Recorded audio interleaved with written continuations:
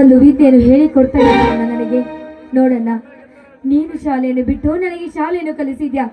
ಈ ರೀತಿ ವಿದ್ಯೆಯನ್ನು ಕಲಿಸಿ ಆಕಾಶ ಚಿತ್ರ ಪಟಾಕಿ ಹಚ್ಬೇಕಂತ ಮಾಡಿರ್ವೆ. ಅದಕ್ಕೆ ನಾನು ಯಾವತ್ತು ಮಸಿ ಬಡೆಯಲಾರೆ ಅಣ್ಣ. ಹಾಗಲ್ಲ ಬಾ ಪೂಜಾ, ದುಡಿಮೆಯಿಂದ ದುಡ್ಡು ದೊರಕಿತು, ಯಾರು ಅನ್ನೋದಿನ ಮನಸ್ಸು ಕೆಟ್ಟಿತು. ಹಾಗೆಯೇ ವಿನಾಶ ಕಾಲ ಬಂದಾಗ ವಿಪರೀತ ಬುದ್ಧಿ ಬರುವುದು ಸಹಜ.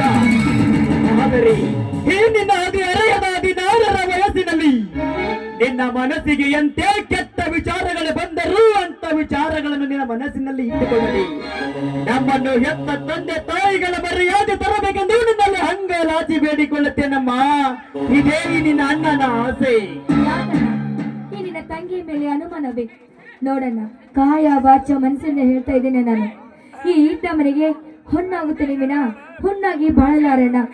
ಅಂತ ಪ್ರಸಂಗವೇನಾದ್ರೂ ಬಂದ್ರೆ ನನ್ನ ಪ್ರಾಣ ಕೊಟ್ಟು ನನ್ನ ಮಾನ ನೋಡಿಸ್ಕೋತೇನೆ ವಿನಃ ಈ ಶೀಲ ಕಳೆದುಕೊಂಡು ಈ ಊರಲ್ಲಿ ನಾನು ಬಾಳಿ ಕುಲಕ್ಕೆ ಬಣ್ಣ ತರಲಾರೆ ಅಣ್ಣ. ಶಭಾಷ್ ತಂಗಿ, ಶಭಾಷ್. ಬೆಚ್ಚಿದರೆ ಬಾಯಿ ನಿನ್ನ ಮಾತಿಗೆ. ನಿನ್ನ ಮಾತನ್ನ ಕೇಳಿದ ಕ್ಷಣ ಅಣ್ಣನ ಹಸಿದವರಲು ತುಂಬಿದಂತಾಯ್ತಮ್ಮ, ತುಂಬಿದಂತಾಯ್ತು. ಪೂಜಾ, ಇನ್ನೊಂದು ಮಾತು ಹೇಳುವೆ ಕೇಳು. ನಗುವ ಹೆಣ್ಣಿರಬಾರದು, ಅಳುವ ಗಂಡಿರಬಾರದು. ನೀನು ಸ್ವಲ್ಪ ನಕ್ಕರೆ ಅವಳು ನನ್ನನ್ನೇ ನೋಡಿ ನಕ್ಕಳು ಎಂದು ವಿಪರೀತವಾಗಿ ತಿಳಿದುಕೊಂಡು ಅವರು ನಿನ್ನ ಹಿಂದೆ ಬೆಂಗಾವಲಾಗಿ ಬಿದ್ದು ನಿನಗಿದ್ದ ಮರ್ಯಾದೆಯನ್ನು 3 ಕಾಸಿಗೆ ಮಾರಿ ಬಿಡುತ್ತಾರೆ ಈ ದುಷ್ಟರು.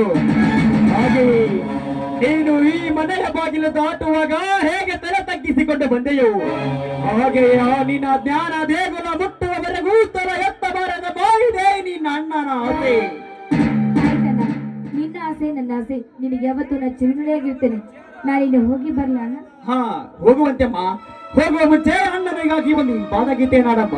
ಆಯ್ತು ಅಣ್ಣ.